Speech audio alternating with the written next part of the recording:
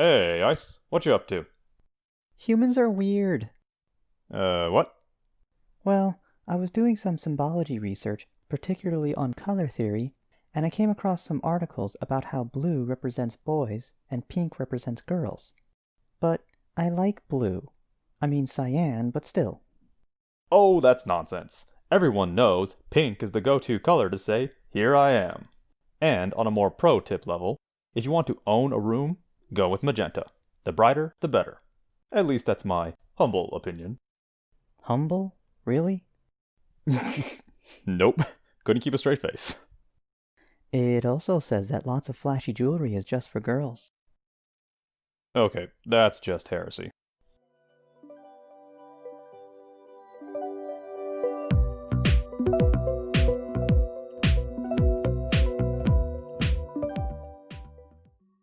Hail and welcome to my channel. I am Terron, the Dark Beast, and this is the Theory of Spirit.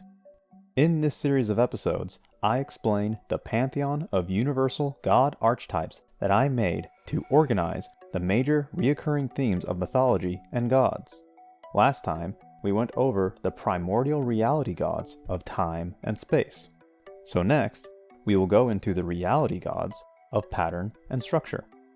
These two god forms delve into the nature of spirit and go into a little more detail on the difference between the material and immaterial. Starting with the more familiar material, we have the gods of forest and body to explain. For a quick refresher, spirit is the essence of a thing that makes it what it is. Spirit is the identity of something, both as individual and group identity. Take this lava, for example. Clearly, the most likely response would be, this isn't lava, it's a rock. More specifically, it's granite. Even though lava is what forms granite under the Earth's crust. Actually, when it's under the Earth's crust, it's called magma. Oh, I'm sorry. Was this your segment? Might be soon if you keep fucking up. So, even though granite and magma are made of the same material, they are of different states of being that give them distinctively different properties and defined identities. Kind of like the difference between lava and magma?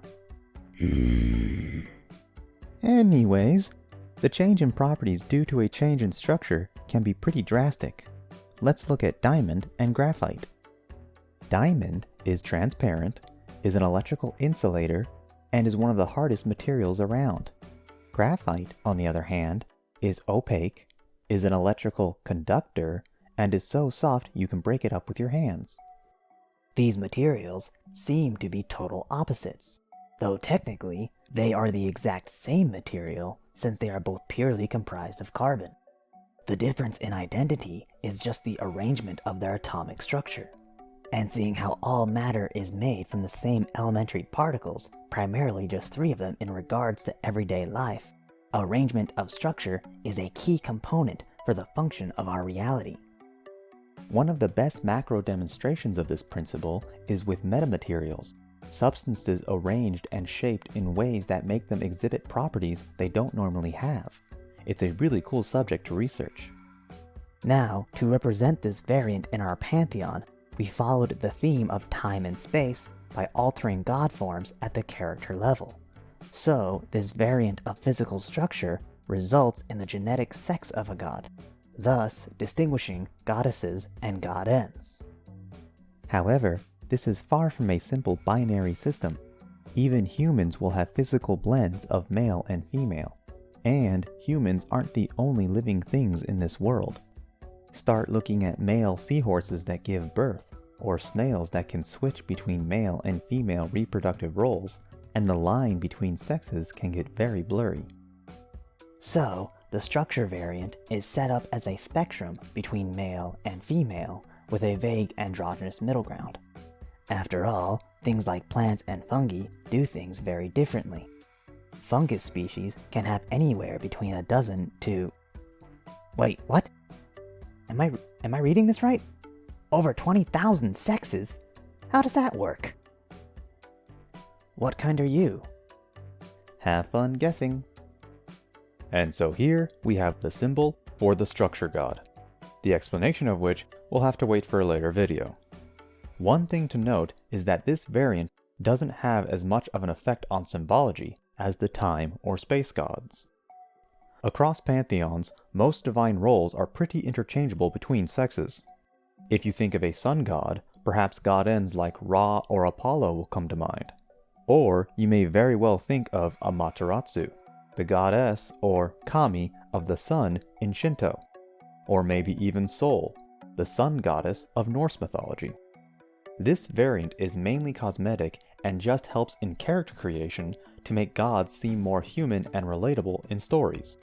But next up, we have the pattern primordial and its aspect of immaterial spirit explained by the gods of mind and storm.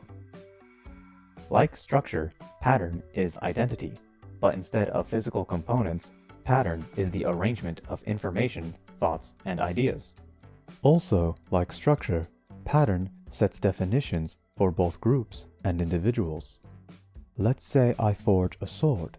It's identified as a sword like all others because of its physical design.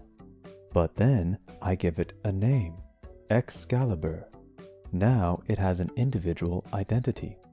I take it on adventures and perform great deeds with it, and it develops its own story and reputation. But then it gets lost and destroyed, or perhaps it never existed at all. As stories of this lifeless object get told and retold, it becomes legend. Its physical form needs no longer or ever to have existed in order for its identity to become immortal. Even if based on a real sword at one time, Excalibur has evolved into an immaterial entity of its own. Ideals, traditions, and cultures do the same thing. Take any nation and fast forward 200 years. All of its inhabitants would have died of old age and been replaced by new generations. They could have been forced to move locations completely, and yet with all of this, it could still be considered the same nation. Languages, customs, and myths are passed through but not bound by material bodies, making them immaterial patterns.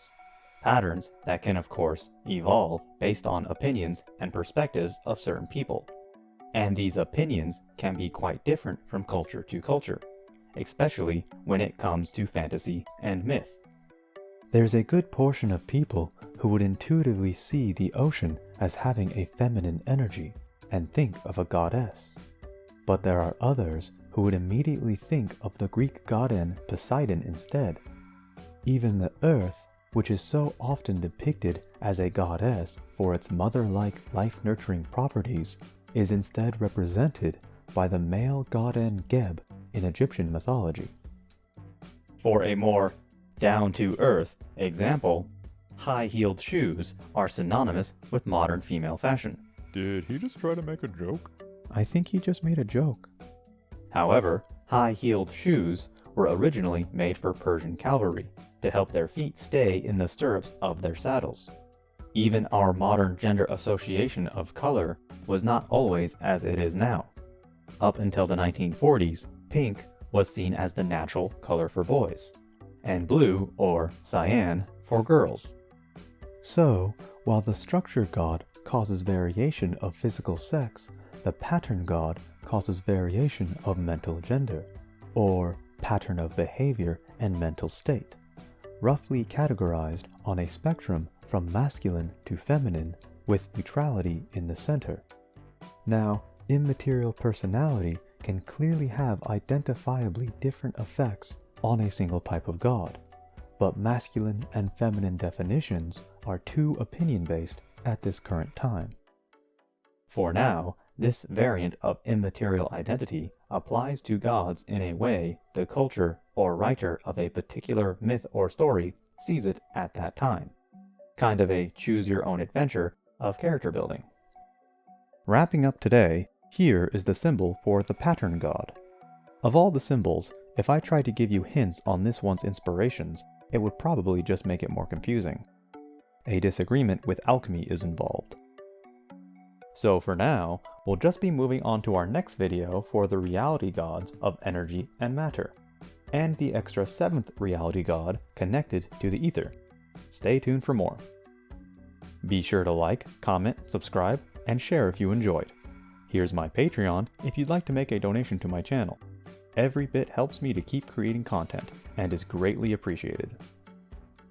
And with no more ado, we here bid you hail and farewell. See you next time.